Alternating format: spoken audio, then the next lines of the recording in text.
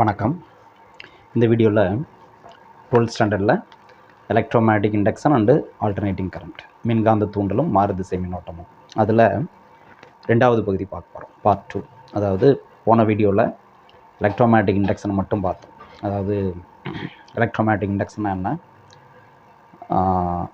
அதில் ஃபாரடே விதிகள், லென்ஸ் விதி, லென்ஸ் லா, அப்புறம் செல்ஃப் இண்டக்ஷன் தன்மின் தூண்டல், மியூச்சுவல் இண்டக்ஷன் பரிமாற்று மின் தூண்டல், அப்புறம் எடி கரண்ட் சுழல் மின்னோட்டங்கள். இது லாஸ்ட் வீடியோவில் பார்த்தோம். இப்போ நம்ம பார்க்க போகிறது பார்ட் 2. அந்த லெசனோட அடுத்த பார்ட். நமக்கு சிலபஸில் அடுத்து கொடுத்துருக்குறது என்னென்னா, நீட் சிலபஸில் ஆல்டர்னேட்டிங் கரண்ட். ஓகே, அது பார்ப்போம். Alternating current.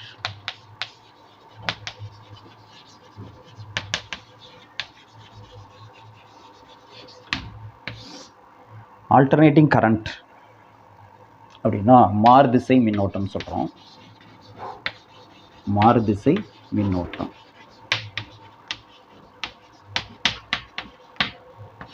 மாறுதிசை மின்னோட்டம் அப்படிங்கிறது இப்போ நம்ம வீட்டில் யூஸ் பண்ணிகிட்டு இருக்கிற ஃபேனு, லைட்டு, இதுக்கெல்லாம் வர கரண்ட் எல்லாமே மாறுதிசை மின்னோட்டம் தான். நம்ம ப்ளக் பாயிண்ட்லேருந்து நமக்கு கிடைக்கக்கூடிய கரண்ட் எல்லாமே ஆல்டர்னேட்டிங் கரண்ட் தான், மாறுதிசை மின்னோட்டம் தான்.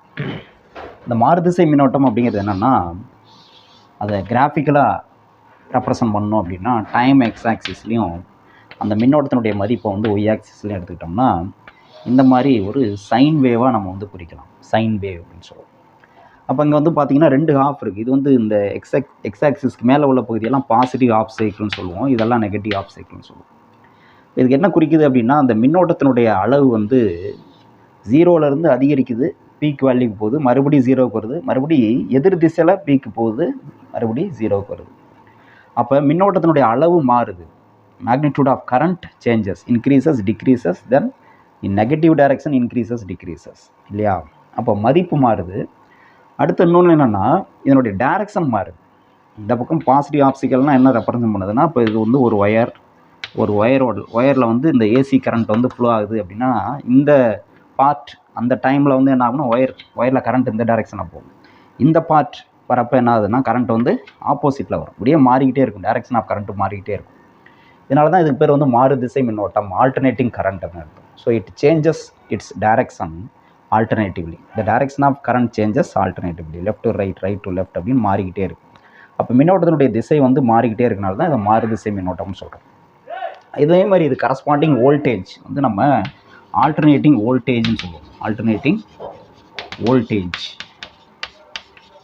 மாறுதிசை மின் அழுத்தம். மாறுதிசை மின் அழுத்தம்னு சொல்லுவோம். மாறுதிசை மின் அழுத்தம். மாறுதிசை மின் அழுத்தம் அப்படின்னா, அப்போ இதே மாதிரி தான் ஒரு ஒயர் இருக்குது.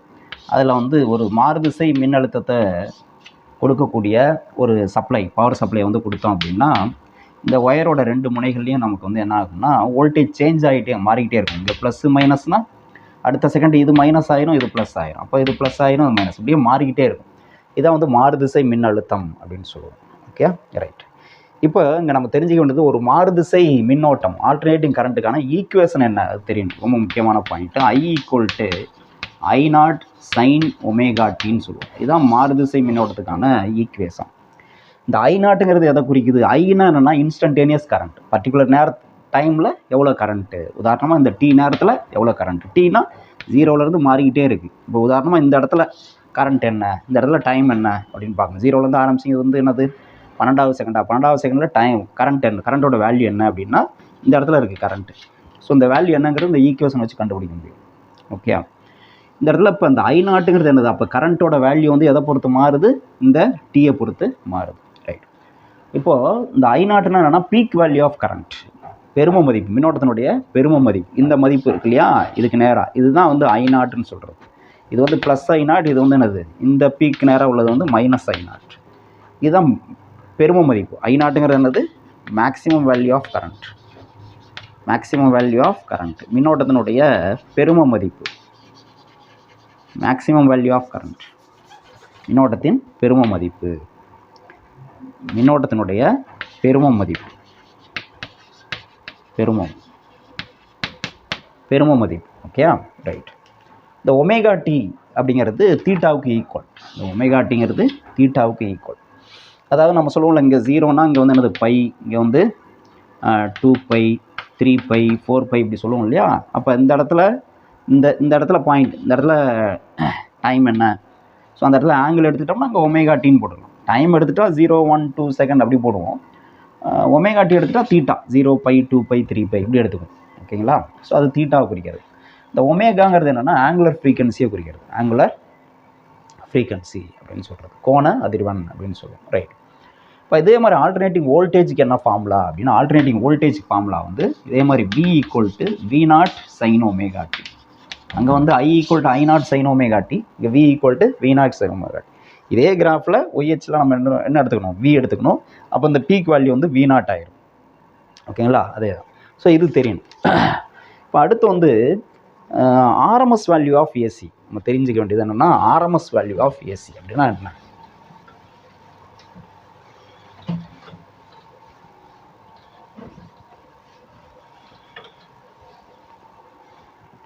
ஆர்எம்எஸ் வேல்யூ ஆஃப் ஏசினா என்ன அப்படின்னு பார்ப்போம்.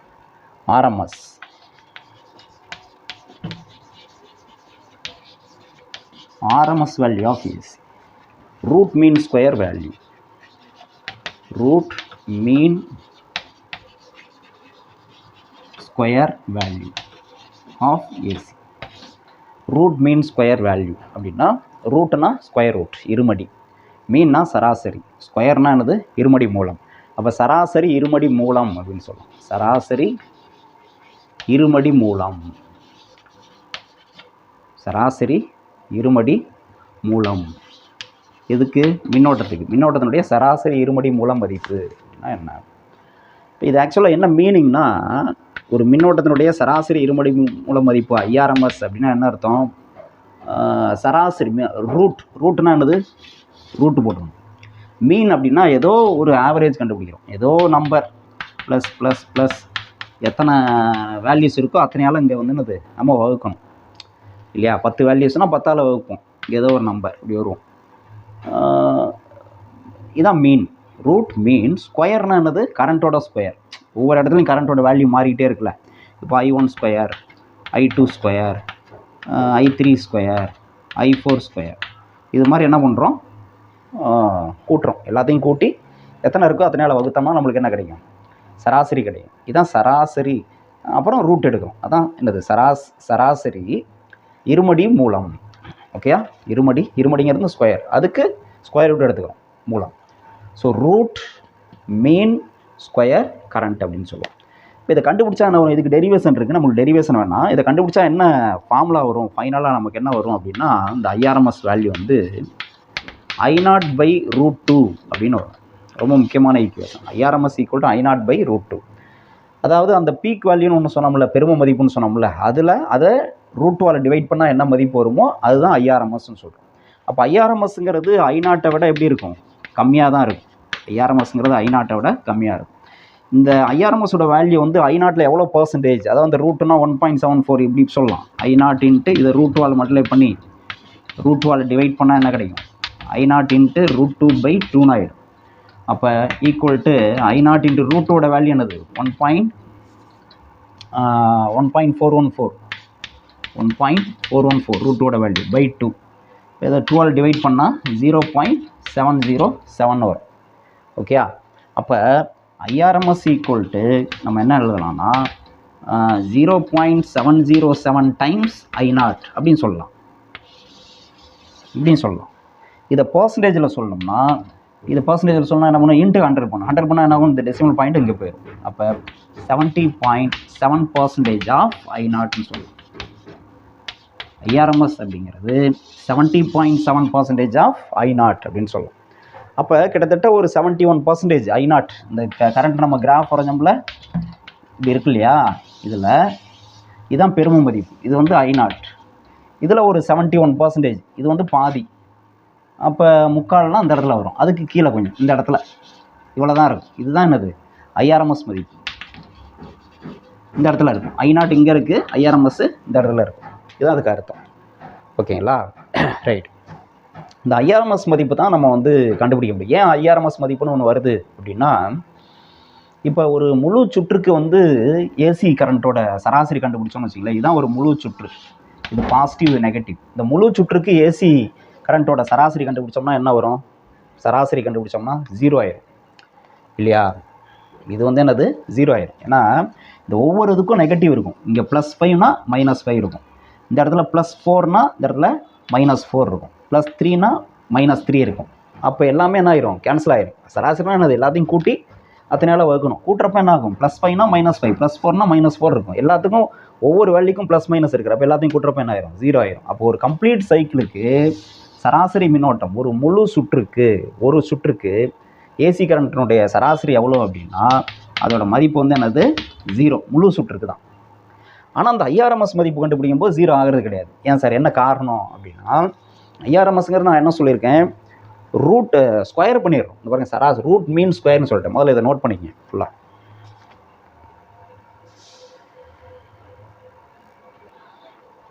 இப்போ இந்த இதுக்கு வந்து ஆவரேஜ் கண்டுபிடிக்கிறப்ப 0 ஆகுதுன்னு சொல்கிறீங்களா? அப்போ ஐஆர்எம்எஸ் மட்டும் ஏன் 0 ஆகலை? அதுக்கு மட்டும் மதிப்பு கிடைக்குது அப்படின்னா, ரூட்னா என்ன அர்த்தம்? ஒரு கரண்ட் வேல்யூக்கு முதல்ல ஸ்கொயர் ரூட் மீன் ஸ்கொயர்னு சொல்கிறோம். முதல்ல ஸ்கொயர் பண்ணுறோம். ஸ்கொயர் பண்ணுறப்ப என்ன ஆகுன்னா, இப்போ வந்து இப்படி ஒரு கர்வ் இருக்குது, இப்படி இருக்குது. இப்போ இந்த பகுதி இருக்குல்ல பாசிட்டிவ், எல்லாமே பாசிட்டிவ். இந்த எல்லா மதிப்புகளையும் நம்ம வந்து ஸ்கொயர் பண்ணுறோம்னா என்ன கிடைக்கும்? இப்போ 5 ஸ்கொயர்னா 25 ஆகிடும். இந்த இடத்துல வந்துடும். 4 ஸ்கொயர்னா 16 இப்படி வரும். அப்போ இப்படி ஒரு வேவ் கிடைக்கும் நமக்கு. இது வந்து இது வந்து என்னது? I². அதான் ஸ்கொயர்னு அர்த்தம். அதே மாதிரி நெகட்டிவ் மதிப்பு இங்கே இருக்கும், -5. இது வந்து -5. -5 ஸ்கொயர் பண்ணால் என்ன கிடைக்கும்? -25 கிடைக்கும். மைனஸ் இன்ட்டு மைனஸ் ப்ளஸ் பாசிட்டிவில் தான் கிடைக்கும். அப்போ இந்த இடத்துல தான் கிடைக்கும். அப்போ இந்த ஒவ்வொரு வேல்யூவும் நம்ம நெகட்டிவ் வேல்யூலாம் ஸ்கொயர் பண்ணுறப்ப அதெல்லாம் ஏறும், பாசிட்டிவ் ஆயிரும். இப்படி வந்துடும் நமக்கு. ஓகேயா? இப்போ இது எல்லாமே ஒரே சைடு வந்துருச்சு, பாசிட்டிவ் சைடாக வந்துருச்சு பாருங்கள். எல்லாமே பாசிட்டிவ் தான். அப்போ இது முழு இதுக்கும் ஆவரேஜ் கண்டுபிடிக்கிறப்ப நமக்கு என்ன கிடைக்கும்? ஒரு பாசிட்டிவ் வேல்யூ கிடைக்கும். 0 ஆகிறது வாய்ப்பு இல்லை. அதனால தான் நம்ம என்ன பண்ணுறோம், ஐஆர்எம்எஸ்ங்கிற ஒரு வேல்யூக்கே போகிறோம். ஓகே, வெறும் கரண்ட்டுக்கு வந்து ஐக்கு வந்து ஒரு முழு சுற்றுக்கு ஆவரேஜ் கண்டுபிடிச்சோம்னா என்ன கிடைக்கும்? 0 கிடைக்கும். இப்போ அதை வச்சு நம்ம மதிப்பு கண்டுபிடிக்கணும். கரண்ட் இருக்குது, ஆனால் சராசரி கண்டுபிடிச்சா என்ன வருது? 0 வருது. ஏன்னா திசை மாறதுனால. அதனால தான் நம்ம ஐஆர்எம்எஸ்ங்கிற ஒரு மதிப்புக்கே நம்ம போகிறோம். இப்போ ஐஆர்எம்எஸ் வந்து 0 ஆகாத காரணம் வந்து இதுதான் ரீசன். ஓகே, இது ஞாபகம் வச்சுக்கணும். ஸோ இது ஒரு முக்கியமான ஒரு பாயிண்ட்டு. இதே மாதிரி விஆர்எம்எஸ்ன்னு சொல்லலாம். எப்படி ஐஆர்எம்எஸ் வந்து 17.7% ஆஃப் I0, அதே மாதிரி விஆர்எம்எஸ் வேணும்னாலும் V0/√2ன்னு சொல்லலாம். இதுவும் வந்து என்னது? 70.7% ஆஃப் V0 அப்படின்னு சொல்லலாம். விஆர்எம்எஸ்ஸும் அதே மாதிரி. இதுவும் நோட் பண்ணிக்கணும். இது ரெண்டும் ரொம்ப முக்கியமான ஈக்குவேஷன். ஓகே, இதை நோட் பண்ணிக்கணும்.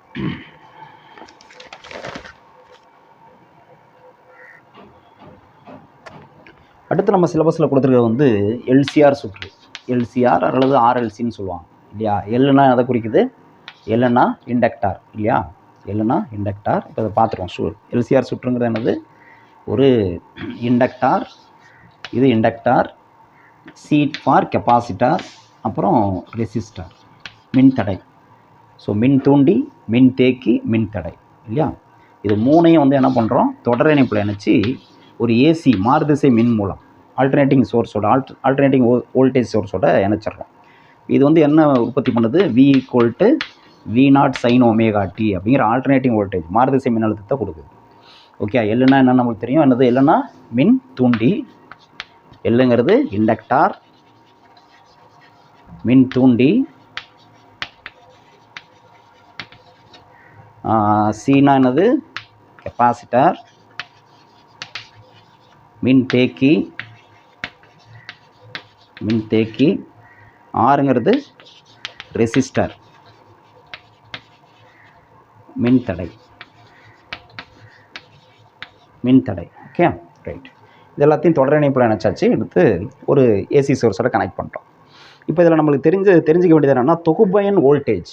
இப்போ இங்கே கொடுக்குற வோல்டேஜில் இங்கே கொஞ்சம் டெவலப் ஆகும், அது வந்து VL. இங்கே கொஞ்சம் டெவலப் ஆகும், அது வந்து VS. இங்கே கொஞ்சம் டெவலப் ஆகும், அது வந்து VR. ஓகேயா? இது 3 கூட்டினா எவ்வளோ வேல்யூ வரும்? அதுக்கு வந்து ஃபார்முலா என்ன அப்படின்னா, 3 கூட்டினா ஃபார்முலா என்ன? அதனுடைய வேல்யூ என்ன வரும்? இதுதான் வரும். அதாவது இங்கே இது வந்து மாறிக்கிட்டே இருக்குது. இது வந்து நல்லா கவனிங்க. இது வந்து என்னது? Alternating voltage. ஆல்டர்னேட்டிங் வோல்டேஜ்னாவே என்ன ஆகும்? வேல்யூ வந்து மாறிக்கிட்டே இருக்கும். அப்போ ஏதோ ஒரு ஃபிக்ஸட் வேல்யூ வச்சு நம்ம சொல்லணும் இதில். அதனால் நான் என்ன பண்ணுறேன், மேக்ஸிமம் வோல்டேஜே எடுத்துக்கிறேன். இந்த இடத்துல மேக்ஸிமம் வோல்டேஜ் வந்து என்னது, விஎம், அதை வச்சு சொல்கிறேன். அப்போ நம்ம கொடுக்குற வோல்டேஜ் இருக்குல்ல, அதில் பீக் வேல்யூ தான் என்னது, இந்த V0ங்கிறது தான் விஎம்னு சொல்கிறோம். விஎம், அந்த வோல்டேஜில் ஒரு பகுதி இங்கே டெவலப் ஆகும், ஒரு பகுதி இங்கே டெவலப் ஆகும், ஒரு பகுதி இங்கே டெவலப் ஆகும்.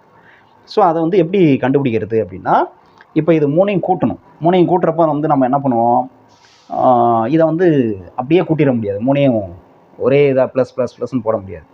ஓகே, ஏன்னா இதுக்கிடையில் வந்து ஃபேஸ் டிஃப்ரென்ஸ் இருக்குது. எப்படி இருக்குது அப்படின்னா, இப்போ நமக்கு வந்து இந்த மாதிரி ஒரு ஃபேஸர் டயக்ராம் அப்படின்னு படிச்சிருக்கோம். இப்போ இந்த டைரெக்ஷனில் நமக்கு கரண்ட்டு, இந்த சுற்றில் பாயக்கூடிய கரண்ட் வந்து இந்த டைரெக்ஷனில் இருக்கிறதா வச்சுக்குவோம். ஓகேயா, இந்த இடத்துல ஆங்கிள் வந்து ω t. ஓகே, அதான் நம்ம என்ன சொல்கிறோம், I = I0 sin ω t அப்படின்னு சொல்கிறோம். இந்த எக்ஸ் ஆக்சிஸ்க்கும் இந்த கரண்ட்டோட டைரெக்ஷனுக்கும் உள்ள இது வந்து ஃபேஸ், அதாவது ஃபேஸ் அதனுடைய நிலையை குறிக்கிறது வேறு ஒன்று, அது வந்து ω t சொல்கிறோம். இது I. இப்போ இந்த VR இருக்குல்ல, வோல்டேஜ் அக்ராஸ் ரெசிஸ்டார், மின்தடையின் குறுக்கே உருவாகக்கூடிய மின்னழுத்த வேறுபாடு VR, அது இந்த திசையில் தான் இருக்கும். VR வந்து கரண்ட்டுக்கு பேரலாக தான் இருக்கும். ரைட். அடுத்து இந்த VL இருக்குல்ல, VL வந்து என்னென்னா, இந்த கரண்ட்டுக்கு இண்டக்டார் சர்க்யூட்டில் எப்படி இருக்குன்னா 90 டிகிரி ஃபார்வர்டாக இருக்கும். இப்படி இருக்கும் 90 டிகிரி இந்த டைரெக்ஷனில். ஸோ இது வந்து என்னது, VL. VC இருக்குல்ல, VC எப்படி இருக்குன்னா 90 டிகிரி லேகிங்காக இருக்கும், பின்னோக்கி இருக்கும். அதாவது ஐஸ்னால் என்னது, கெப்பாசிட்டர் சர்க்யூட்டில் வோல்டேஜ் வந்து ஃபார்வர்டில் இருக்கும். ஓகேயா. அடுத்து இதில் வந்து இண்டக்டார் சர்க்யூட்டில் வந்து என்ன அப்படின்னா, நமக்கு வந்து கரண்ட் வந்து ஃபார்வர்டில் இருக்கும். ஓகே, கரண்ட் எலி அப்படிம்பாங்க. L for inductor circuit. Inductor சர்க்யூட்டில் இது வந்து என்னது, கரண்ட் வந்து லேகிங்காக இருக்கும். கரண்ட் வந்து லேகிங்காக இருக்கும். கெப்பாசிட்டர் சர்க்யூட்டில் ஐஸ்ன்னு சொல்கிறோம். ஐஸ் அப்படின்னா கரண்ட் வந்து லீடிங், வோல்டேஜ் வந்து லேகிங். இண்டக்டார் சர்க்யூட்டில் வோல்டேஜ் லீடிங், கரண்ட் வந்து என்னது, லேகிங். ரைட். இப்போ இண்டக்டார் சர்க்யூட்டில் என்னது, வோல்டேஜ் தான் லீடிங், முன்னாடி இருக்குது, கரண்ட்டுக்கு 90 டிகிரி முன்னாடி இருக்குது. ஓகே. அடுத்து கெப்பாசிட்டர் சர்க்யூட்டில் என்னது, கரண்ட்டு தான் லீடிங், சரியா. வோல்டேஜ் வந்து என்னது, கரண்ட்டுக்கு பின்தங்கி தான் இருக்கும், எவ்வளோ, 90 டிகிரி. அப்போ கரண்ட் இங்கே இருக்குது கெப்பாசிட்டர் சர்க்யூட்டில், இதுக்கு 90 டிகிரி லேகிங்னா அங்கே வரும், கரண்ட்டு முன்னாடி போயிடுது. இதுக்கு லேகிங்னா இந்த பக்கம் வரும். ஓகே, இப்படி எழுதும். இதுதான் என்னென்னா விசின்னு சொல்லுவோம். ஸோ அப்போ இந்த விஎலுக்கும் விசிக்கும் இடையில வந்து நம்ம பார்த்தீங்கன்னா இதனுடைய நீளம் அதிகமாக போட்டிருப்பேன், இதனுடைய நீளம் வந்து கம்மியாக போட்டிருப்பேன். நம்மளாம் அசியூம் பண்ணிக்கிறோம் என்னென்னா, இங்கே ப்ரொடியூஸ் ஆகிற வோல்டேஜ் வந்து அதிகமாகவும், இங்கே ப்ரொடியூஸ் ஆகிற வோல்டேஜ் விசி, விஎலோட வேல்யூ அதிகம், விசியோட வேல்யூ கம்மின்னு நம்ம அசியூம் பண்ணிக்கிறோம். இதுதான் டாமினேட் பண்ணுது, ப்ரிடாமினென்ட்லி இண்டக்டிவ் அப்படின்னு சொல்லுவோம் சர்க்யூட். இண்டக்டார் மின் தூண்டியினுடைய ஆளுமை வந்து அதிகமாக இருக்குது அப்படின்னு நினச்சிக்கிறோம். ஓகே. ஸோ அந்த அடிப்படையில் இதை பெருசாகவும் இது சின்னதாகவும் வரைகிறோம். அப்போ நம்ம இது ரெண்டும் பாருங்கள் 180 டிகிரி ஃபேஸ் டிஃப்ரென்ஸில் இருக்குது இல்லையா, அது ரெண்டும் ஒன்றுக்கு ஒன்று எதிர் திசையில் இருக்குது. அப்போ 180 டிகிரி ஃபேஸ் டிஃப்ரென்ஸ். அப்போ இது ரெண்டுக்கும் தொகுப்பயன் கண்டுபிடிக்கிறப்போ நம்ம என்ன பண்ணுவோம், இதிலேருந்து விஎல்லேருந்து விசியை சப்ட்ராக்ட் பண்ணுவோம். சப்ட்ராக்ட் பண்ணுற வர வேல்யூ வந்து எங்கே எந்த திசையில் இருக்கும். இப்போ இது வந்து 10னா இது வந்து 8, 10ல் 8 போச்சுன்னா மீதி என்ன, 2 எந்த திசையில் இருக்கும், பெரிய நம்பரோட திசை. ஸோ இந்த திசையில் இருக்கும். இது வந்து என்னென்னா VL - VC. ஓகே. இப்போ பார்த்தீங்கன்னா நமக்கு வந்து VR இருக்குது, VL - VC இருக்குது, 2 தான் இருக்குது. 3 வெக்டார் இருந்த இடத்துல VR, VL, VC 3 இருந்த இடத்துல 2 தான் இருக்குது. இப்போ VR அண்டு VL - VC இது ரெண்டையும் வந்து பார்த்திங்கன்னா ஒரு நம்ம அந்த மாதிரி நம்ம ட்ரையாங்குலர் லா ஆஃப் வெக்டார் இதெல்லாம் படித்தோம் இல்லையா, அது மாதிரி கம்ப்ளீட் பண்ணலாம். கம்ப்ளீட் பண்ணோம்னா நமக்கு இது ரெண்டுக்கும் தொகுப்பயன் கண்டுபிடிக்கிறப்ப, ரிசல்ட்டன் கண்டுபிடிக்கிறப்ப இந்த திசையில் ரிசல்ட்டன் கிடைக்கும். இதுதான் VM. இதான் வந்து என்னது, VM. இது வந்து என்னது, இந்த அப்ளைடு வோல்டேஜில் உள்ள VMக்கு ஈக்குவலாக இருக்கும். இந்த 3னுடைய தொகுப்பயன் தான் என்னது, VM. அது இதுக்கு ஈக்குவலாக இருக்கும். Okay, right. இப்போ இந்த VMக்கு எவ்வளோ ஃபேஸ் டிஃப்ரென்ஸ், எவ்வளோ, இந்த கரண்ட்டுக்கும் VMக்கு இடையில உள்ள ஃபேஸ் டிஃப்ரென்ஸ் வந்து 5ன்னு வச்சுக்கிறேன். இந்த கரண்ட்டோட டைரக்ஷனுக்கும் VM தொகுப்பயன் கண்டுபிடிக்கணும், அதுக்கும் உள்ள ஃபேஸ் டிஃப்ரென்ஸு 5. இப்போ நான் அந்த VMக்கு ஃபார்முலா எழுதணும். எப்படி எழுதணும் ஃபார்முலா, VM = நம்ம எப்படி கண்டுபிடிச்சோம்னா இந்த VL - VCயும் VR என்னது, ரைட் ஆங்கிள் ட்ரையாங்கிள், ஒன்றுக்கு ஒன்று பெர்பெண்டிகுலராக இருக்குது 90 டிகிரி. அப்போ இது ரெண்டுக்கும் தொகுப்பயன் கண்டுபிடிக்கிறப்ப என்ன பண்ணுவோம், 2 வெக்டார் இருக்குது PQ, இது ரெண்டுக்கும் தொகுப்பயன் கண்டுபிடிக்கணும்னா என்ன பண்ணுவீங்க, R = √P² + Q² பண்ணுவோம்ல, அதே மாதிரி தான் இந்த VR, VL - VC ரெண்டுக்கும் ரிசல்டன் கண்டுபிடிக்கிறப்ப நம்ம எப்படி பண்ணுறோம், Vm equal to square root of என்னது Vr ஸ்கொயர் ப்ளஸ் இந்த வெக்டார் என்னது Vl மைனஸ் Vc ஸ்கொயர் இப்படி எழுது. இப்போ இதில் வேல்யூ சப்ஸ்டிட் பண்ணோம் அப்படின்னா நமக்கு வந்து என்னது இங்கே ஐஆர்னு போடுவோம். அப்போ ஐ ஸ்கொயர் ஆர் ஸ்கொயர் ப்ளஸ் இங்கே வந்து என்னது ஐஎக்ஸ்எல்னு போடுவோம் மைனஸ் ஐ இன்ட்டு எக்ஸி ஹோல் ஸ்கொயர்னு வருவோம். இப்போ இங்கே வந்து காமனாக ஐ எடுப்போம். ஐ எடுத்தோம்னா அந்த ஐக்கு ஸ்கொயர் வரும். இங்கே ஒரு ஐ ஸ்கொயர் இருக்குது. அப்போ காமனாக வெளில எடுத்தோம்னா ஐ ஆகிடும். ஸோ விஎம் ஈக்குவல் டு ஐன்னு வந்துடும். ரூட் ஆஃப் என்ன இருக்கும் உள்ள ஆர் ஸ்கொயர் ப்ளஸ் இங்கே வந்து எக்ஸ்எல் இது எக்ஸ்எல் மைனஸ் எக்ஸி ஹோல் ஸ்கொயர்ன்றோம். ஸோ இதுதான் ரிசல்டன் வோல்டேஜ், சுற்றில் இருக்கக்கூடிய தொகுபயன் மின்னழுத்த வேறுபாடு, அதுக்கான ஃபார்முலா. இப்போ நம்ம என்ன பண்ணுறோம் அப்படின்னா இது ஒரு முக்கியமான ஈக்குவேஷன். ஓகே, இதை நோட் பண்ணிக்கங்க. இப்போது இதில் ஓம்ஸ்லாம் அப்ளை பண்ணிட்டு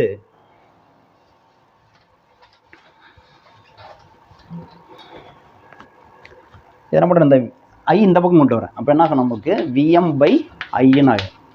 ஓகே, விஎம் பை ஐ கூட நமக்கு என்னது கரண்ட்டு வோல்டேஜ் மேக்ஸிமம்னா கரண்ட்டு மேக்ஸிமமாக இருக்கும். ஐஎம்னு எழுதிக்கலாங்க. ஐஎம் இங்கேயும் ஐஎம் இது IM. Okay, IM maximum voltage பெரும மின்னோட்டம். மேக்ஸிமம் வோல்டேஜ்னால் பெரும மின்னோட்டம் விஎம். ஐஎம்ங்கிறது மேக்ஸிமம் கரண்ட் பெரும மின்னோட்டம். ரைட். இப்போ VM by IM equal to இதுக்கு ஒரு பேர் இருக்குது. இது என்னது வி பை ஐன்னா என்னது அக்கார்டிங் டு ஓம்ஸ்லா, ஓம் விதிப்படி வி பை ஐங்கிறது ஆர் ரெசிஸ்டன்ஸ்.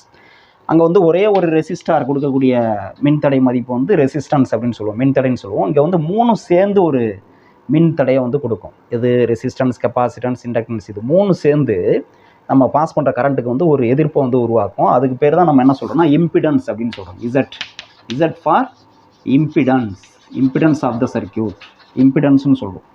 தொகுபயன் மின் எதிர்ப்பு அப்படின்னு சொல்லுவோம். சரியா, தொகுபயன் மின்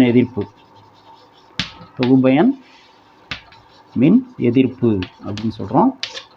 இதுக்கு அலகு என்ன சார், யூனிட் என்ன அப்படின்னா ஓம் தான். யூனிட் வந்து ஓம். சரி, அப்போ இதுக்கு என்ன வரும், இப்போ ஈக்குவேஷன் என்ன வரும், VM by IM equal to இசட்னு சொல்லியாச்சு. ஐஎம் இந்த பக்கம் வந்துருச்சுன்னா மீதி அது மட்டும் தான் இருக்கும். என்னது square root of R square plus XL minus XC whole square. Okay, அப்படி இருக்கு. ஓகே, இந்த ஃபார்ம்லாம் முக்கியம். இப்போ அடுத்து வந்து நமக்கு வந்து என்னென்னா இந்த இடத்துல நம்ம தெரிஞ்சிக்க வேண்டியது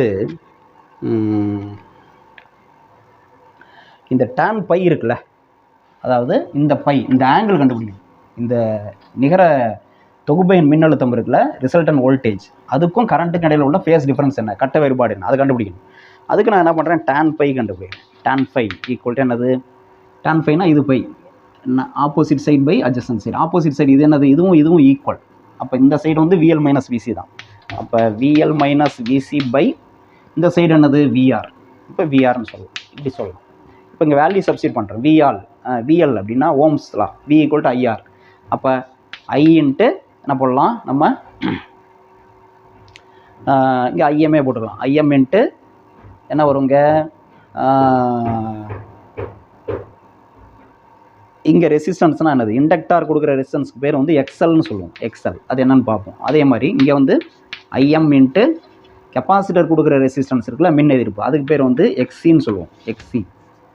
XE divided by IM into R, V equal to IR. அது ரெசிஸ்டன்ஸ் கொடுக்குறது ரெசிஸ்டன்ஸ் தான், ரெசிஸ்டார் கொடுக்குறது மின்தடை கொடுக்குறது வந்து ஆர் தான்.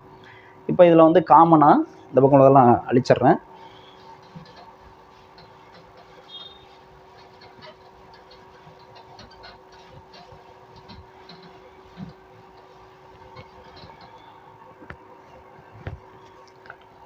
இப்போது tan phi equal to IM காமனாக வெளில எடுக்கலாம். ஸோ ஐஎம் இன்ட்டு மீதி என்ன இருக்கும், எக்ஸ்எல் மைனஸ் எக்ஸி இருக்கும். எக்ஸ்எல் மைனஸ் எக்ஸி பை இங்கே ஐஎம்ஆர் இருக்குது, கேன்சல் ஆகிடும். அப்போ tan phi ஈக்குவல் டு நம்மளுக்கு என்ன கிடைக்குது, எக்ஸ்எல் மைனஸ் எக்ஸி பை ஆர்னு கிடைக்குது. அப்போ ஃபை ஈக்குவல் டு என்னது, XL minus XC by R. இதுதான் phase, sorry tan inverse of phi equal to tan inverse எடுத்து, இதுக்கு tan இன்வர்ஸ் எடுக்கணும். tan inverse of XL minus XC by R. என்ன அர்த்தம் tan இன்வர்ஸ் ஆஃப்னா, இப்போ இந்த எக்ஸ்எலுக்கு ஒரு மதிப்பு இருக்குது, எக்ஸிக்கு ஒரு மதிப்பு இருக்குது, ஆருக்கு ஒரு மதிப்பு இருக்குது. இதுக்கெல்லாம் மதிப்பு சப்ஸ்டிட் பண்ணால் என்ன வரும், ஒரு நம்பர் கிடைக்கும். அந்த நம்பருக்கு நீங்கள் என்ன பண்ணணும், tan இன்வர்ஸ் கண்டுபிடிக்கணும். tan ஃபைங்கிறது ஒரு நம்பர், அந்த நம்பருக்கு tan இன்வர்ஸ் கண்டுபிடிச்சா அது வந்து டிகிரியில் கிடைக்கும், ஆங்கிளில் கிடைக்கும். ஓகேயா? இப்போ sin 30 டிகிரி அப்படின்னா 1/2ன்னு சொல்கிறோம். 1/2ங்கிறது 0.5. உதாரணத்துக்கு சொல்கிறேன், இந்த பக்கம் 0.5 இருக்குன்னா அதுக்கு சைன் இன்வர்ஸ் கண்டுபிடிச்சிங்கன்னா sin இன்வர்ஸ் ஆஃப் 0.5 30 டிகிரின்னு கிடைக்குதுல, அது மாதிரி டேனில் இங்கே என்ன நம்பர் கிடைக்குதோ அதுக்கு நீங்கள் tan இன்வர்ஸ் கண்டுபிடிக்கணும். அதான் அதுக்கு அர்த்தம். இப்போ இதுக்கு போகிறதுக்கு முன்னாடி இந்த எக்ஸல்னா என்னன்னு தெரிஞ்சுக்கணும். முதல்ல எக்ஸல்னா என்ன அப்படின்னா இண்டக்டிவ் ரியாக்டன்ஸ் பேர். Inductive reactance. இந்த ரியாக்டன்ஸ் அப்படிங்கிறதும் ரெசிஸ்டன்ஸ் மாதிரி தான், மின்னோட்டத்தை எதிர்க்கிறது. அதாவது இங்கே வந்து மின் தூண்டியின் மின் மறுப்பு அப்படின்னு சொல்கிறோம். மின் மறுப்பு ஒவ்வொன்றுக்கும் வேர்டு வந்து வேறு வேறையாக யூஸ் பண்ணுவோம். பாருங்கள், இங்கே வந்து மின் எதிர்ப்புன்னு சொன்னோம், இம்பிடன்ஸ் மின் எதிர்ப்புன்னு சொன்னோம். இங்கே வந்து ரியாக்டன்ஸ் மின் மறுப்புன்னு சொல்கிறோம். ரைட்.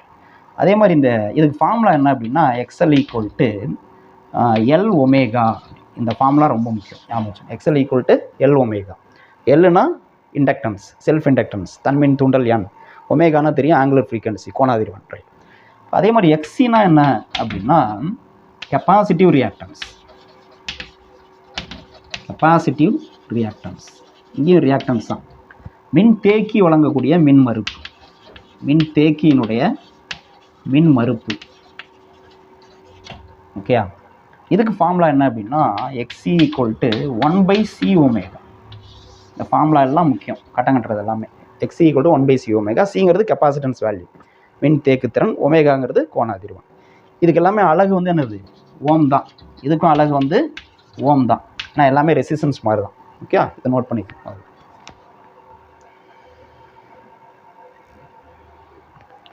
அடுத்து நம்ம டாபிக் வந்து ரெசோனன்ஸ். சிலபஸில் கொடுத்துருக்கிறது வந்து ரெசோனன்ஸ். ரெசோனன்ஸ் அப்படின்னா ஒத்ததிர்வுன்னு சொல்லுவோம். ஒத்ததிர்வு. ஒத்ததிர்வுனா என்ன அப்படின்னா, அதாவது இந்த ஏசி, அதாவது எல்சிஆர் சுற்று இருக்கு இல்லையா, ஆர் எல், இது எந்த ஆர்டரில் வேணுமா கனெக்ட் பண்ணலாம். முதல்ல எல் சிஆர் அப்படி எப்படி வேணுமாலும் கனெக்ட் பண்ணலாம். ஆர்எல் சி, இது மூணும் வந்து என்ன பண்ணுறோம், ஒரு ஏசி மின் மூலத்தோட கனெக்ட் பண்ணுறோம், ஏசி சோர்ஸோட கனெக்ட் பண்ணியிருக்கோம். இப்போ இதில் இதனுடைய ஃப்ரீக்வன்சி, இது இந்த ஏசி மூலத்தினுடைய frequency of AC, frequency of AC இது வந்து நேச்சுரல் ஃப்ரீக்வன்சி ஆஃப் எல்சிஆர் சர்க்யூட்டுக்கு ஈக்குவல் ஆகும். Natural frequency of LCR circuit, series circuit, இதுக்கு ஈக்குவல் ஆகணும். ஓகே, அதாவது நம்ம செலுத்தப்படக்கூடிய மின்னழுத்த மின் மூலம் இருக்கு இல்லையா, நம்ம கொடுக்கக்கூடிய மின் மூலம் அதனுடைய அதிர்வெண்ணும் இந்த எல்சிஆர் தொடர் இணைப்பு இருக்கு இல்லையா, அதனுடைய இயல்பு அதிர்வெண் அப்படின்னு சொல்லுவோம். அப்படின்னா என்னன்னு பார்ப்போம். ரெண்டும் சமமாக இருக்கணும். சமமானுச்சுன்னா அது ஒத்த அதிர்வுன்னு சொல்லுவோம். ஓகே, ரெசனன்ஸ் நம்ம 11th படிச்சிருக்கோம். இது மாதிரி ரெண்டு ஃப்ரீக்வன்சி சமமாகிறது, அதுதான் ரெசனன்ஸ். ரெண்டு ஃப்ரீக்வன்சி வந்து சமமாகிறது தான் ரெசனன்ஸ் அப்படின்னு சொல்லுவோம். இப்போ இதுலேயே பார்த்துருக்கலாம், நம்ம 11th சொல்லியிருப்போம். ரேடியோ டியூன் பண்ணுறப்ப அதுதான் அங்கே நடக்குது. இதெல்லாம் டியூன் பண்ணுறோம்ல, ரேடியோ டியூன் பண்ணுறது, டிவி சேனல் மாற்றுறது, இதெல்லாம் வந்து ரேடியோ டியூன் பண்ணுறப்ப இந்த ரெசனன்ஸ் தான் நடக்குது. நம்ம உள்ள ரேடியோ செட்டில் உள்ளே வந்து ஒரு பர்டிகுலர் வேல்யூ வந்து சூஸ் பண்ணுறோம், ஒரு பர்டிகுலர் ஃப்ரீக்வன்சியை டெவலப் பண்ணுறோம். அந்த ஃப்ரீக்வன்சியும் வேவ்ஸ், காற்றுல வரக்கூடிய ஸ்பேஸில் வரக்கூடிய வேவோட ஃப்ரீக்வன்சி, எந்த ரேடியோ ஸ்டேஷனோட ப்ரோக்ராம் நம்ம கேட்கணும்னு நினைக்கிறோமோ அந்த வேவோட ஃப்ரீக்வன்சியும் மேட்ச் ஆகிறத நம்ம ரெசனன்ஸ்னு சொல்லுவோம். அப்போ அந்த பர்டிகுலர் ப்ரோக்ராம் நம்ம கேட்குறோம், அந்த பர்டிகுலர் வேவ் வந்து ரிசீவ் பண்ணுது, நம்ம டிவி ரேடியோ ரிசீவர் ரிசீவ் பண்ணுதுன்னு சொல்லுவோம். அதுதான் அங்கே நடக்குது. ஸோ ரெண்டு ஃப்ரீக்வன்சி மேட்ச் ஆகிறது அங்கே வந்து என்னது, ரெசனன்ஸ், ஒத்ததிர்வுன்னு சொல்லுவோம். இப்போ இதோட நேச்சுரல் ஃப்ரீக்வன்சி என்ன சார் ஃபார்முலா? அந்த natural frequency of LCR circuit இருக்குல்ல, அதுக்கு என்ன ஃபார்முலா அப்படின்னா 1/√LC. ஞாபகம் வச்சுக்கணும், 1/√LC ரொம்ப ரொம்ப முக்கியமான ஒரு ஃபார்முலா. எல்லுனா இண்டக்டன்ஸ் வேல்யூ, செல்ஃப் இண்டக்டன்ஸ், தன்மின் தூண்டல் எண், சீனா கெப்பாசிட்டன்ஸ். ரைட். இப்போ இதில் வந்து என்ன கண்டிஷன் அப்படின்னா, இப்போ இந்த நேரத்தில் வந்து என்ன நடக்கும், இந்த ரெசனன்ஸ்னால என்ன சார் நடக்குது அப்படின்னா, இந்த ரெசனன்ஸ் நடக்கிறப்ப இன்னொரு கண்டிஷன், இந்த கண்டிஷன் ஓகே. இன்னொரு கண்டிஷன் என்ன அப்படின்னா XL = XCயாக இருக்கும். நல்லா கொஞ்சம் XLம் XCயும் ஈக்குவலாக இருக்கும். இப்போ நம்ம சொல்கிறது எல்லாமே ரெசனன்ஸ் பற்றி தான். ரெசனன்ஸ் நடக்குதுன்னா அந்த ரெண்டு ஃப்ரீக்வன்சி ஈக்குவல் ஆகுறது எப்போ ஈக்குவல் ஆகும் அப்படின்னா XL = XC தான் கண்டிஷன். இது ரெண்டும் ஈக்குவல் ஆனால் தான் நமக்கு வந்து என்ன ஆகும், இந்த கண்டிஷனே அச்சீவ் பண்ண முடியும். இந்த கண்டிஷன் அச்சீவ் பண்ணால் தான் அது ரெசனன்ஸ்னு சொல்கிறோம். புரியுதா? அப்போ எக்ஸல்னா எக்ஸல் ஈக்குவல் டு எக்ஸி ஈக்குவலாக இருந்துச்சுன்னா நமக்கு வந்து ஏன் இந்த ஃப்ரீக்வன்சி எப்படி வருதுங்கிறத பாருங்கள். எக்ஸல்னா என்ன சொன்னோம், ஃபார்முலா சொன்னோம், எல் ஒமேகான்னு சொன்னோம். எக்ஸினா 1/c ஒமேகான்னு சொன்னோம். இப்போ கிராஸ் மல்டிபிள் பண்ணிங்கன்னா ஒமேகா இன்ட்டு ஒமேகா ஸ்கொயர், இந்த எல் அந்த பக்கம் கொண்டு போவோம், 1/LC. அப்போ ஒமேகா ஈக்குவல் டு 1/√LCன்னு சொல்கிறோம். ஓகேயா? சப்போஸ் இது வந்து கோண அதிர்வன்னு சொல்லுவோம். ஓகே, ஒத்ததிர்வு, ஒத்திசைவு, கோண அதிர்வன் ஒமேகா ஆர். இது கரஸ்பாண்டிங்காக வந்து எஃப்ஆர் சொல்லணும்னா இந்த ஒமேகாருக்கு பதிலாக என்ன பண்ணலாம், நம்ம 2πFRன்னு சொல்லலாம் ஃப்ரீக்வன்சி. இது ஆங்குலர் ஃப்ரீக்வன்சி, இது வந்து என்னது ஃப்ரீக்வன்சி, கோண அதிர்வன் ஈக்குவல் டு என்னது 1/√LC அப்படின்னா எஃப்ஆர் ஈக்குவல் டு என்ன எழுதலாம், இந்த 1/2π கீழே வரும். அப்போ 1/2π × √LCன்னு சொல்லலாம். ஸோ இந்த ரெண்டு ஃபார்முலாவுமே முக்கியம். புரியுதா? இந்த ஃபார்முலா இங்கே ஏன் போட்டேன்னு சொல்லிட்டு, நேச்சுரல் ஃப்ரீக்வன்சி ஃபார்முலா. ஸோ இந்த ஃபார்முலா எப்போ கிடைக்குது அப்படின்னா இதுவும் சொல்லலாம் இதுவும் சொல்லலாம். எப்போ கிடைக்குதுன்னா இது வந்து ஈக்குவல் ஆகும், ரெண்டும் ஈக்குவல் ஆகும். ஸோ அதுதான் நம்ம பண்ணுறோம். நம்ம டியூன் பண்ணுறப்ப ரேடியோவில் சேனல் மாத்திரப்ப, ப்ரோக்ராம் ஸ்டேஷன் மாத்திரப்ப நம்ம என்ன பண்ணுவோம், அந்த சி வேல்யூவை சேஞ்ச் பண்ணுவோம்.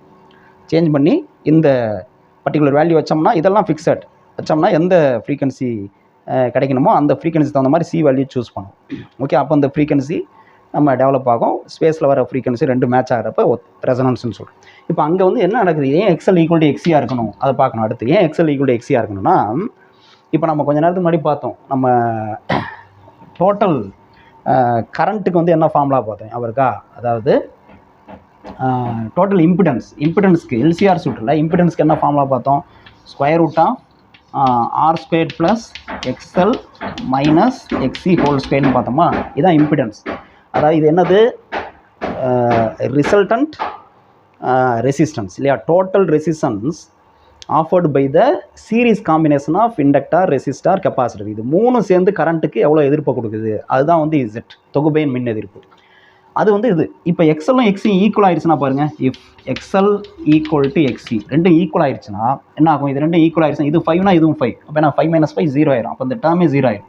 அப்போ மீதி என்ன கிடைக்கும், இசட் ஈக்குவல் டு இந்த R² மட்டும் தான் இருக்கும், √R². R²க்கு ரூட் எடுத்தால் என்ன ஆகும், Rன்னு வரும். அப்போ என்ன அர்த்தம்னா, சர்க்யூட்டில் வந்து 3 காம்போனண்ட் இருந்தாலும், அதாவது இண்டக்டார், கெப்பாசிட்டார், ரெசிஸ்டார், இது 3 இருந்தாலும், இண்டக்டார், கெப்பாசிட்டார், ரெசிஸ்டார் 3 இருந்தாலும் ரெண்டோட மின் எதிர்ப்பும் ஒன்று கேன்சல் பண்ணிக்கிறதுனால இது ரெண்டும் இல்லாததுக்கு சமம். அப்போ ஆர் மட்டும்தான் இருக்குது, ஆரோட ரெசிஸ்டன்ஸ் மட்டும்தான். இப்போ இந்த R² சம் வேல்யூ ஆட் பண்ணுறதுலப்போ என்ன ஆகும், இந்த வேல்யூ வந்து அதிகமாக தான் கிடைக்கும் இல்லையா. அந்த வேல்யூவை சுத்தமாக இல்லைன்னா என்ன ஆகும், வெறும் R² வேல்யூ மட்டும் தான் கிடைக்கும். அப்போ இந்த இசட் வந்து ஆருக்கு சமமாகுதுன்னா என்ன அர்த்தம்னா, இந்த தொகுபயன் மின் எதிர்ப்பு வந்து டிக்ரீஸ் ஆகுதுன்னு அர்த்தம். தொகுபயன் மின் எதிர்ப்பு, அந்த சர்க்யூட்டோட மொத்த மின் எதிர்ப்பு டிக்ரீஸ் ஆகுது, ரொம்ப குறையுது. குறைஞ்சதுன்னா சுற்றுல மின்னோட்டம் என்ன ஆகும், நமக்கு வந்து I = V/R, அதானே ஓம்ஸ்லா. அப்போ இசட் வேல்யூ குறைஞ்சதுன்னா I வேல்யூ என்ன ஆகும், அதிகமாகிடும். சர்க்யூட்டில் கரண்ட் வந்து மேக்ஸிமம் ஆகுது. அப்போ ரெசனன்ஸ் நடக்கிறப்ப நமக்கு வந்து என்ன நடக்குது, கரண்ட் வந்து மேக்ஸிமம் ஆகுது, பெருமத்தை அடையுது அப்படிங்கிறது தெரிஞ்சுக்கணும். கரண்ட்டு பெருமத்தை அடையுது, மின்னோட்டம் அதிகரிக்குது அப்படிங்கிற பாயிண்ட் ரொம்ப முக்கியம். ரெசனன்ஸில் இவ்வளோ விஷயங்கள் இருக்குது, ரெசனன்ஸ் அப்படிங்கிறப்ப ஒவ்வொரு பாயிண்ட்டும் முக்கியம். ஓகே, அப்போ அதனால தான் என்ன பண்ணுவாங்கன்னா, இந்த கரண்ட்டுக்கும் ஃப்ரீக்வன்சி, இந்த பர்டிகுலர் ஃப்ரீக்வன்சியில் தான் கரண்ட் மேக்ஸிமம் ஆகுது. அப்போ அது கிராஃப் வரைகிறப்போ முதல்ல இதை நோட் பண்ணிக்கங்க.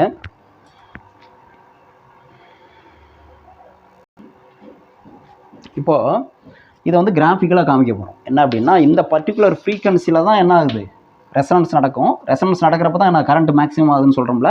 அப்போ ஃப்ரீக்வன்சிக்கும் அதிர்வெண்ணுக்கும் மின்னோட்டம் கரண்ட்டுக்கும் இடையில கிராஃப் வரைஞ்சோம்னா, இந்த பர்டிகுலர் ஃப்ரீக்வன்சி வரப்போ மட்டும் என்ன ஆகும்னா கரண்ட் வந்து பீக்கு போகும். இந்த பர்டிகுலர் இதுதான் எஃப்ஆர். இந்த பர்டிகுலர் ஃப்ரீக்வன்சி வரப்போ மட்டும் கரண்ட் வந்து என்னது மேக்ஸிமத்தை ரீச் பண்ணும். சர்க்யூட்டில் கரண்ட் மேக்ஸிமத்தை ரீச் பண்ணும். மற்ற இடம்லாம் மற்ற ஃப்ரீக்வன்சிலாம் கரண்ட் இருக்குது, ஆனால் கம்மியாக இருக்குது, தெரியுதா, அதான் காமிக்குது. இப்போ இதுலேயே 2 கேஸ் இருக்குது. நம்ம வந்து பார்த்திங்கன்னா, இந்த சுற்றில் வந்து ரெசிஸ்டன்ஸ் இப்போ சப்போஸ் இப்படி இருக்குன்னு இப்படி இருக்குது. இப்போ இங்கே வந்து பார்த்திங்கன்னா, இந்த சர்க்யூட் வந்து ரெசிஸ்டன்ஸ் வந்து ஹைன்னு அர்த்தம். இந்த ஆர் ஐ என்ன ஆகும், இந்த எல்ஏசி ரெண்டும் கேன்சல் ஆகிடுது, ஆர் மட்டும் தான் இருக்குன்னு சொல்கிறல. அந்த ஆருக்கு வேல்யூ இருக்கும்ல, அந்த வேல்யூ வந்து அதிகமாக இருந்ததுன்னா இந்த மாதிரி கிராஃப் கிடைக்கும். அந்த ஆர் வேல்யூ இன்னும் கம்மியாக இருந்ததுன்னா இந்த மாதிரி கிராஃப் கிடைக்கும். அப்போ ரெண்டுக்கு என்ன சார் வித்தியாசம் அப்படின்னு நம்மளுக்கு தெரியும். ரெசிஸ்டன்ஸும் கரண்ட்டும் இன்வெர்ஸ்லி ப்ரொபோஷனல். மின்னோட்டமும் மின்தடையும் எதிர்விகித பொருத்த முடியும். மின்தடை குறைஞ்சாதான் மின்னோட்டம் அதிகமாகும். அப்போ மின்தடை அதிகமாக இருந்ததுன்னா மின்னோட்டம் என்ன இருக்குது, இந்த அளவுக்கு தான் கிடைக்குது, கம்மியாக கிடைக்கும். மின்தடை குறைஞ்சதுன்னா, ரெசிஸ்டன்ஸ் குறைஞ்சதுன்னா மின்னோட்டம் என்ன ஆகுது, இந்த அளவு கிடைக்குது, அதிகமாக கிடைக்குது அப்படிங்கிறது நம்மளுக்கு தெரியுது. ஓகே, இந்த பாயிண்ட்டும் முக்கியம். இவ்வளோதான் ரெசனன்ஸ் பற்றி நம்ம தெரிஞ்சிக்க வேண்டியது. ஓகே, இதை நோட் பண்ணிங்க. அடுத்து வந்து power in and AC circuit பார்ப்போம்.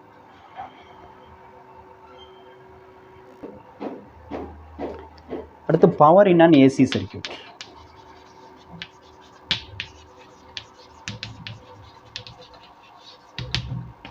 ஒரு ஏசி சர்க்யூட்டில் மின்திறன் மாறுதிசை சுற்றுல மாறுதிசை மின்னோட்ட சுற்று, மின்னோட்டம் அல்லது மின்னழுத்தம், மின்னோட்ட சுற்றுல மின்திறனுக்கான கோவை எப்படி கண்டுபிடிக்கிறது அதான் பார்க்க போகிறோம்.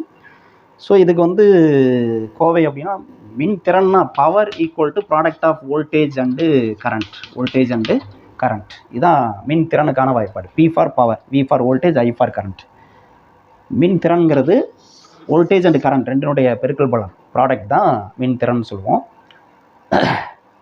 மின் அழுத்தம் மின்னோட்டம் ரெண்டினுடைய பெருக்கல் பலன் தான் மின்திறன். ஓகே, வோல்டேஜ் அண்டு கரண்ட் இதோட ப்ராடக்ட். ரைட், இப்போ நம்மளுக்கு தெரியும் ஐக்கு வந்து வேல்யூ என்ன சொல்லுவோம் அப்படின்னா இன்னும் I equal to IM sine omega t அப்படின்னு சொன்னோம்.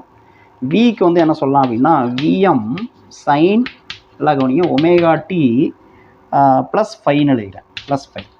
ஏன் இது போடுறோம், எக்ஸ்ட்ரா போடுறோம் அப்படின்னா அங்கே சொன்னோமே I equal to IM sine omega D, V equal to VM sine omega t தானே சொன்னோம். ஏன் இங்கே வந்து எக்ஸ்ட்ரா அப்படி ஒன்று போடுறோம் அப்படின்னா நம்ம பார்க்குறது வந்து இந்த ஏசி சர்க்யூட்டில் எல்லா நேரமும் வந்து I equal to IM sine omega D, V equal to VM sine omega டின்னு இருக்காது. அது எதில் இருக்கும் அப்படின்னா ரெசிஸ்டார் சர்க்யூட்டில் மட்டும்தான் இருக்கும். ஒரு ரெசிஸ்டாரை ஒரு ஏசி மின் மூலத்தோடு கனெக்ட் பண்ணோம் அப்படின்னா அந்த சர்க்யூட்டில் மட்டும்தான் என்னது I equal to IM sine omega D, V equal to VM sine omega t அப்படின்னு இருக்கும். இந்த கெப்பாசிட்டர் சர்க்யூட்டு, இண்டக்டார் சர்க்யூட் இதெல்லாம் மின் தூண்டி, மின் தேக்கி சுற்று இதெல்லாம் வந்து என்ன ஆகும்னா இது ரெண்டு இன்ஃபேஸில் இருக்காது. இதுக்கு என்ன அர்த்தம், ரெண்டு இன்ஃபேஸ். இங்கே ஒமேகாட்டினா இங்கே ஒமேகாட்டி இன்ஃபேஸ்னு அர்த்தம். இன்ஃபேஸ்னால் என்ன அர்த்தம், ரெண்டும் ஒத்த கட்டத்தில் இருக்குது. ஒத்த கட்டம்னா என்னது, இப்போ கிராஃப் வரைகிறோம்னு வச்சுங்க, டைமு ஐக்கான கிராஃப் வந்து இப்படி வரைகிறோம், இங்கேயே விக்கான கிராஃபும் வரைகிறேன். வோல்டேஜ் வந்து என்னென்னா இப்படி இருக்கும். ஸோ இது வந்து ஐ, இது வந்து என்னது வி. அப்போ வோல்டேஜ் கரண்ட் வந்து பீக்குக்கு போகிறப்போ வோல்டேஜும் பீக்கு போகுது, கரண்ட் 0க்கு வரப்போ அதே நேரத்தில் வோல்டேஜும் 0க்கு வருது. கரண்ட் நெகட்டிவ் மேக்ஸிமம் போகிறப்போ வோல்டேஜும் நெகட்டிவ் மேக்ஸிமம் போகுது. இப்படி சைமல்டேனியஸாக நடக்குது இல்லையா, இதுதான் இன்ஃபேஸ்ன்னு சொல்கிறது, ஒத்த கட்டத்தில் இருக்குதுன்னு சொல்கிறது. இது வந்து ரெசிஸ்டார் சர்க்யூட்டில் மட்டும்தான் இருக்கும், மற்ற சர்க்யூட்லாம் இருக்காது. LCR சீரிஸ் இருக்குல்ல அதெல்லாம் இருக்காது. சம் டிஃப்ரென்ஸ் இருக்கும். அதாவது வோல்டேஜ் இப்படி இருக்குது அப்படின்னா கரண்ட் வந்து இங்கேயோ இருக்கும், இப்படி இருக்கும், மேட்ச் ஆகாது. ரெண்டுக்கும் வித்தியாசம் புரியுதா? அந்த டிஃப்ரென்ஸாக நம்ம என்ன சொல்கிறோம், ஃபேஸ் டிஃப்ரென்ஸ் அப்படின்னு சொல்கிறோம். அந்த ஃபேஸ் டிஃப்ரென்ஸ் தான் அந்த பை கட்ட வேறுபாடு. ரைட், அப்போ இது ரெண்டையும் நம்ம வந்து மல்டிப்ளை பண்ணணும். இது ரெண்டு மல்டிப்ளை பண்ணோம்னா நம்மளுக்கு என்னது, P equal to V into இதில் போட்டோம்னா VM sine omega t +5 into IM into sine omega t இது இருக்குல்ல, இது வந்து சைன் A + B அந்த ஃபார்முலா யூஸ் பண்ணி எக்ஸ்பாண்ட் பண்ணி மறுபடியும் மல்டிப்ளை பண்ணணும். ஓகே, அப்படி பண்ணோம்னா நம்மளுக்கு கிடைக்கிறது என்ன கிடைக்குது அப்படின்னா இதான் வந்து ஆவரேஜ் பவர்னு சொல்கிறோம். P ஆவரேஜ் பவர்னு சொல்கிறோம். இந்த ஆவரேஜ் பவர் தான் இப்போ நம்ம கண்டுபிடிக்கணும். பவர் என்னென்ன ஏசி சர்க்யூட்னா ஆவரேஜ் பவர்னால் என்ன சொன்னோம், ஒரு கம்ப்ளீட் சைக்கிளுக்கு என்ன ஆவரேஜ் அப்படிங்கிறோம். அப்போ அதில் வந்து இன்டகிரேஷன்லாம் வரும். ஒரு சிறு பகுதி எடுத்துக்கிட்டு அது கண்டுபிடிச்சி அது மாதிரி சிறு பகுதிகளை எடுத்து கூட்டி அப்புறம் எத்தனை ஆளை கூட்டுறோமோ அத்தனை ஆளை வகுக்கணும், எத்தனை நம்பரால், அதுதான் வந்து ஆவரேஜ்னு சொல்லுவோம் இல்லையா. ஸோ அந்த மாதிரி கண்டுபிடிக்கிறது தான் P ஆவரேஜ்னு சொல்கிறது. ஒரு கம்ப்ளீட் சைக்கிளுக்கு கண்டுபிடிப்போம்.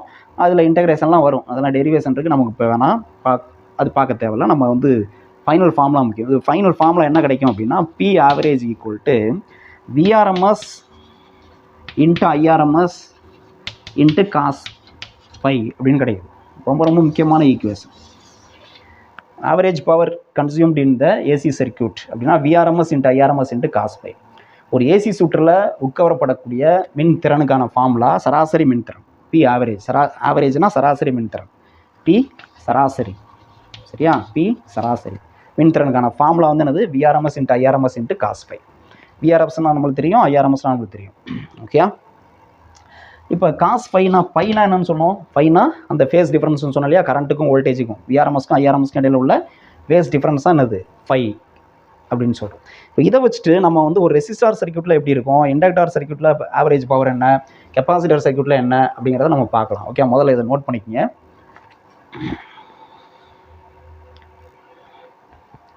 இப்போ நம்ம என்ன கண்டுபிடிச்சோம் equation average power P average power consumed இன் ஏசி சர்க்யூட் வந்து ஃபார்முலா VRMS VRனே போட்டுக்கிறேன் IRMS இன்ட்டு காஸ் பைன்னு சொன்னேன். இதுதான் ஃபார்முலா.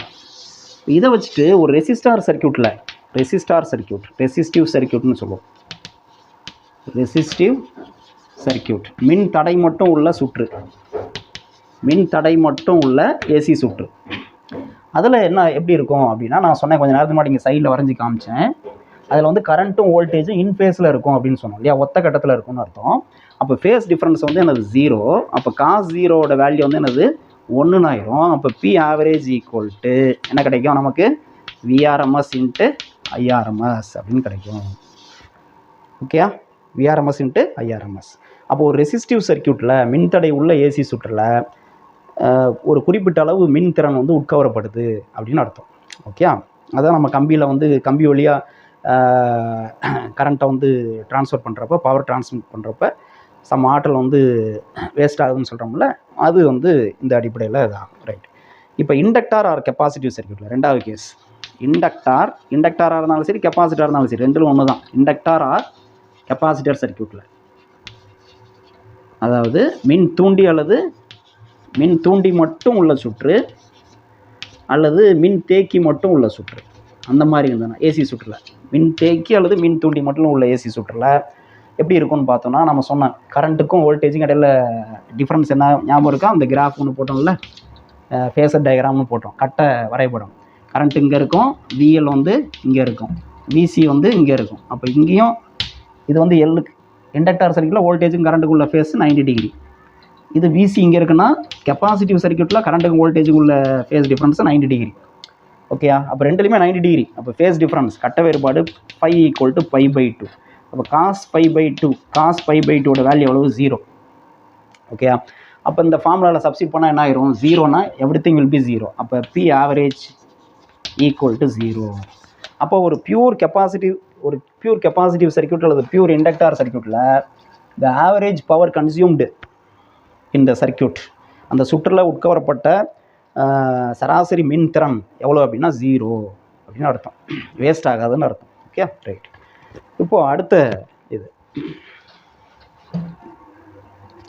அடுத்து வந்து RLC சுற்றில் எப்படி அப்படின்னு பார்ப்போம். 3 வந்து ஒரு RLC சுற்றில் நமக்கு வந்து P ஆவரேஜ் வந்து எதை டிபெண்ட் பண்ணியிருக்கு அப்படின்னா, P ஆவரேஜ் வந்து அங்கே 0ன்னு சொல்ல முடியாது, π/2ன்னு சொல்ல முடியாது. நம்ம ஃபேஸர் டயக்ராம் வரைஞ்சோம்ல, இந்த டயக்ராம் வரைஞ்சோம்ல ஞாபகம் இருக்கா? இது வந்து I, இந்த இடத்துல வந்து VL - VC இருக்கும். இது ரெண்டுக்கும் இந்த இடத்துல தான் VR இருந்தது இந்த டைரெக்ஷனில். இது ரெண்டுக்கும் தொகுப்பைன்னு ஒன்று கண்டுபிடிச்சோம், ஞாபகம் இருக்கா? ஸோ இந்த ஆங்கிள் தான் வந்து ஃபைன்னு சொன்னோம். அந்த ஃபை வேல்யூ இருக்குல்ல, அது வந்து 0வும் இல்லை 90 டிகிரியும் இல்லை, அதுக்கு இடையில ஒரு வேல்யூ இருக்கும். 0க்கும் 90 டிகிரிக்கும் இடையில ஒரு வேல்யூ இருக்கும். அந்த வேல்யூ டிபெண்ட் பண்ணியிருக்கு. அந்த வேல்யூ என்னவோ அதுக்கு தகுந்த மாதிரி P ஆவரேஜ் வேல்யூ கிடைக்கும். அப்போ அந்த வேல்யூ என்னது கண்டுபிடிச்சோம் நம்ம, ஞாபகம் இருக்கா? tan phi கண்டுபிடிச்சோம்ல. ஸோ phi = P average depends on, இது எதை டிபெண்ட் பண்ணியிருக்கு அப்படின்னா phi வேல்யூவை டிபெண்ட் பண்ணியிருக்கு. இங்கே என்ன வேல்யூ பார்த்தோம், phi = tan inverse of XL - XC/Rன்னு பார்த்தோம். ஸோ இந்த வேல்யூ என்ன கிடைக்குதோ அதுக்கு தகுந்த மாதிரி ஓகே கிடைக்கும், இந்த இது வந்து கிடைக்கும். அப்போ RLC சுற்றில் நமக்கு வந்து என்னது, ஒரு குறிப்பிட்ட அளவு திறன் வந்து உட்கவரப்படுது அப்படிங்கிறது தெரியுது. அடுத்து RLC அட் ரெசனன்ஸ் ரொம்ப முக்கியம். RLC அட் ரெசனன்ஸ், அதாவது ஒத்ததிர்வு நடக்குதுன்னு சொன்னோம்ல.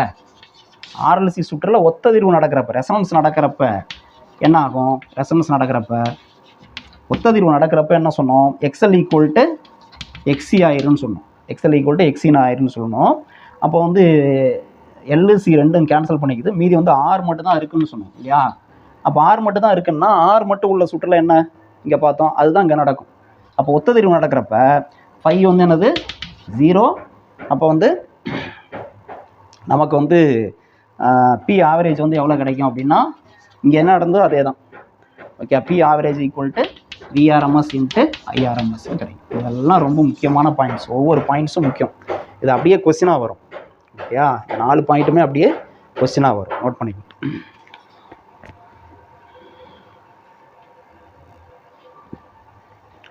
அடுத்து நம்ம சிலபஸில் இருக்கிறது வந்து வாட்லெஸ் கரண்ட். Wattless current. சுழித்திறன் மின்னோட்டம்.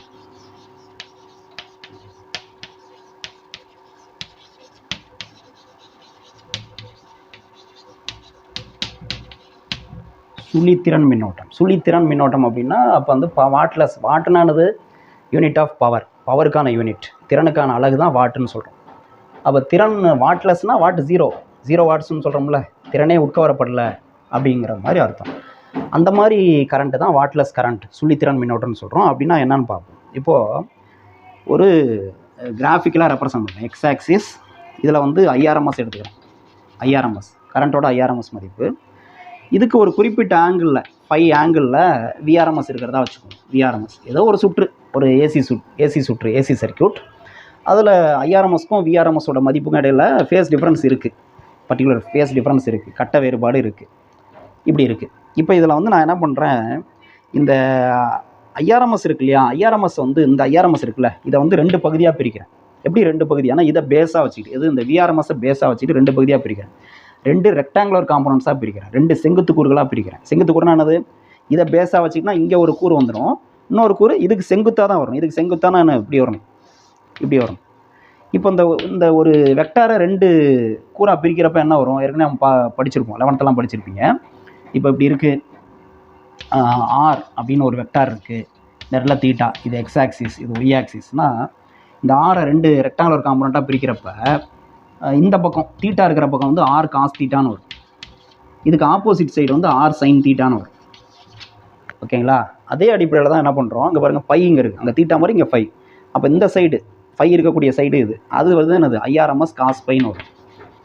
அங்கே எப்படி ஆர் காஸ் தீட்டாவோ அது மாதிரி இங்கே தான் தீட்டா இருக்குது, அதனால் இங்கே வந்துருக்கு, இங்கே மேலே வந்துருக்கு அப்படின்லாம் நினைக்க வேணாம். எந்த பக்கம் தீட்டா இருக்கோ அந்த பக்கம் காஸ் காம்பனண்ட் வரும்.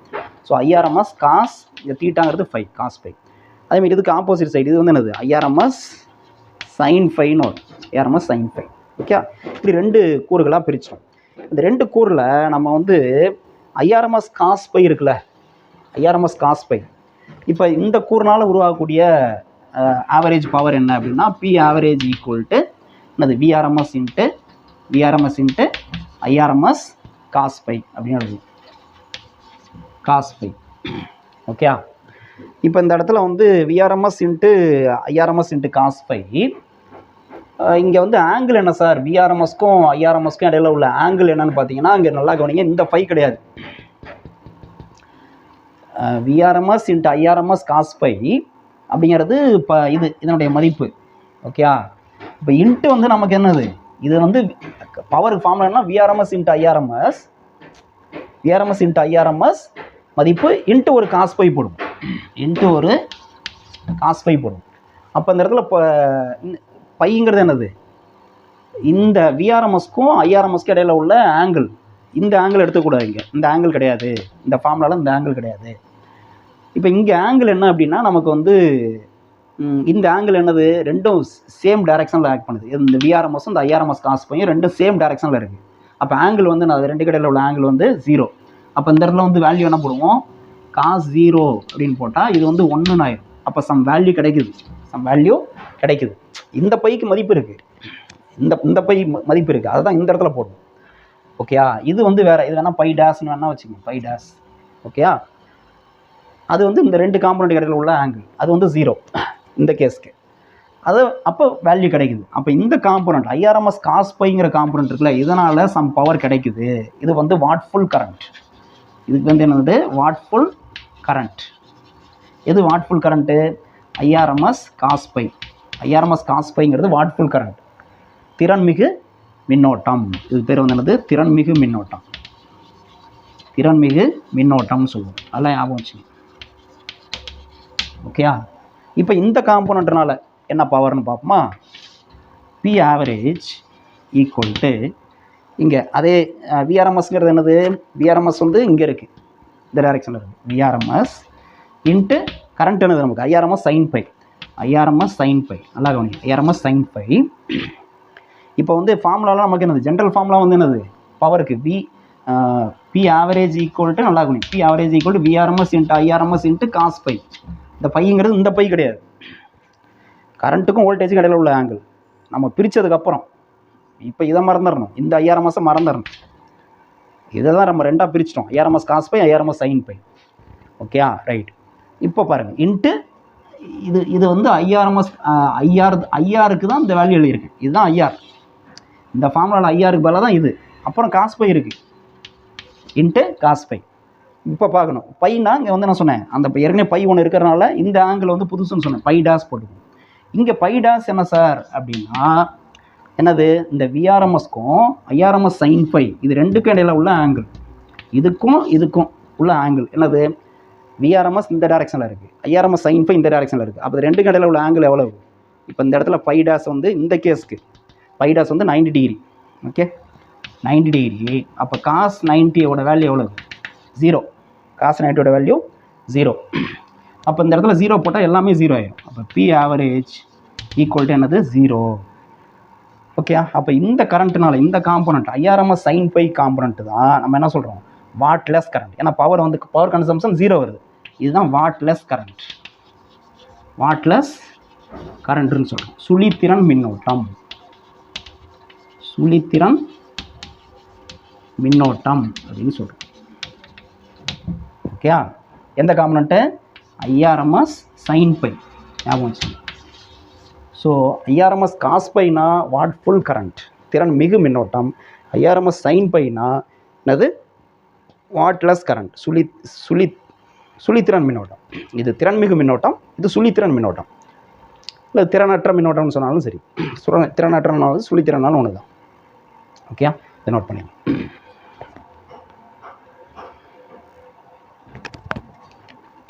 ரைட். அடுத்து வந்து நமக்கு இருக்கிறது வந்து ஏசி ஜெனரேட்டர், ஏசி மினியேட்டரி. அதில் ஒன்றும் பெரிய லெவலில் இது கிடையாது. அதில் வந்து என்னென்னா பிரின்சிபல் என்ன, தத்துவம் என்னன்னு தெரிஞ்சுக்கணும். மின்காந்த தூண்டல், எலக்ட்ரோமேட்டிக் இண்டக்ஷன் தான் அதில் வந்து தத்துவம். அதுவும் வந்து அந்த எலக்ட்ரோமேட்டிக் இண்டக்ஷனில் வந்து ஸ்பெசிஃபிக்காக என்ன அப்படின்னா, by changing orientation of the coil EMF is induced. அதாவது கம்பிச்சுருளுடைய திசை அமைப்பை மாற்றுவதனால அங்கே மின்னியக்கு விசை தூண்டப்படுது அப்படிங்கிற பாயிண்ட் தெரிஞ்சுக்கணும். இதெல்லாம் நோட்ஸாக ஹின்ஸாக எழுதிக்கிங்க. அப்புறம் அந்த ஏசி ஜெனரேட்டரில் கம்பிச்சுரில் உருவாகக்கூடிய மின்னோட்டத்தினுடைய திசையை வந்து எப்படி கண்டுபிடிக்கிறோம் அப்படின்னா, Fleming right hand rule use பண்ணி கண்டுபிடிக்கிறோம். ஃப்ளமிங் வலது கை விதியை யூஸ் பண்ணி கண்டுபிடிக்கிறோம். வலது கையில் வந்து பார்த்திங்கன்னா நமக்கு வந்து வலது கையினுடைய முதல் 3 விரல்களை வந்து செங்குத்தாக வைக்கிறப்ப இந்த ஆள்காட்டி விரல் வந்து காந்தப்புலத்தின் திசையை குறிக்கும். 4 finger represents direction of magnetic field and thumb represents motion of conductor. Middle finger represents direction of induced current. இந்த order, middle finger induced current, அங்கே கரண்ட் வந்து இன்டியூஸ் ஆகுது, அது எந்த டேரக்ஷனில் இருக்குன்னு சொல்கிறது தான் அந்த ஃப்ளமிங் ரைட் ஹேண்ட் ரூலோட வேலை. அது வந்து மிடில் ஃபிங்கர் தான் கொடுக்கும். Direction of induced current is given by middle finger. வலதுகையினுடைய முதல் 3 விரல்களை செங்குத்தாக வைக்கும் பொழுது ஆள்காட்டி விரல் வந்து எதை குறிக்குது, காந்தப்புலத்தினுடைய திசையை குறிக்குது. பெருவிரல் எதை குறிக்குது அப்படின்னா கடத்தி நகரும் திசையை குறிக்குது. இந்த நடுவிரல் தான் தூண்டப்பட்ட மின்னோட்டத்தினுடைய திசையை குறிக்குது அப்படிங்கிறது தெரிஞ்சுக்கணும். இதை வந்து நோட் பண்ணிக்கங்க. இதுதான் அந்த ஏசி ஜெனரேட்டரில் உள்ள முக்கியமான ஒரு பாயிண்ட்டு.